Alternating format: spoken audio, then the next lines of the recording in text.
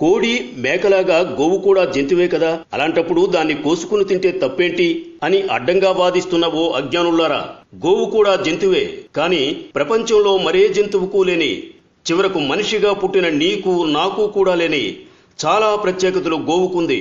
అందుకే హిందువులు తమ తల్లి తరువాత తల్లి స్థానాన్ని ఇచ్చి గోమాత అని గౌరవంగా పిలుస్తూ పూజిస్తారు.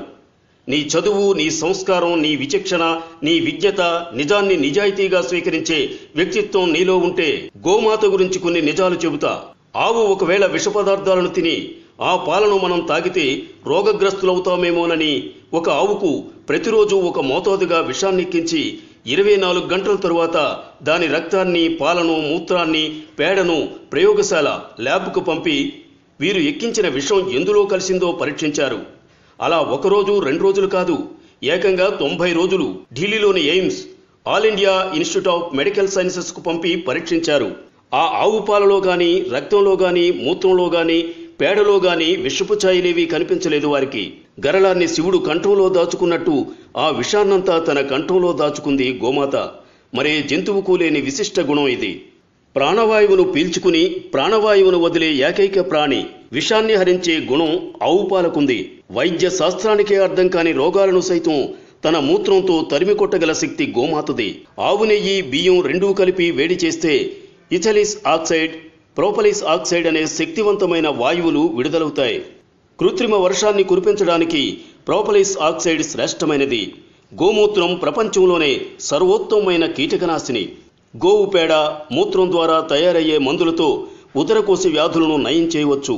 ఇళ్లను, వాకిళ్లను ఆవు పేడతో అలికితే రేడియో ధార్మిక కిరణాల నుండి మనల్ని కాపాడుకోవచ్చు.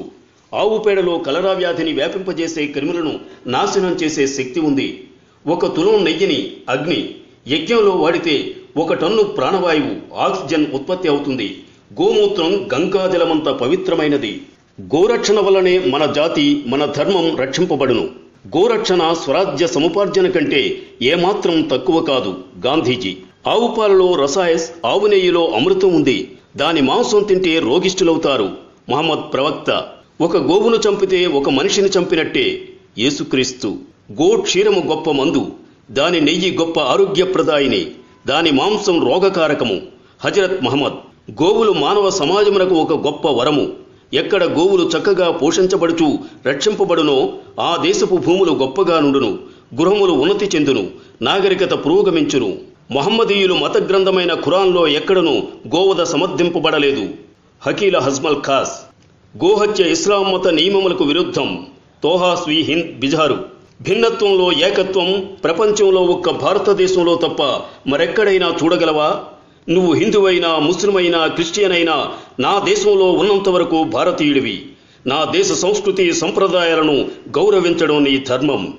స్వేచ్ఛ అంటే నీకు నచ్చినట్టు బ్రతకడం కాదు, నీ ఈ దేశం మెచ్చేటట్టు బ్రతకడం. వందే మాతరం. దయచేసి ఈ పోస్టును తప్పకుండా షేర్ చేయండి. Like and subscribe Eagle Media Works.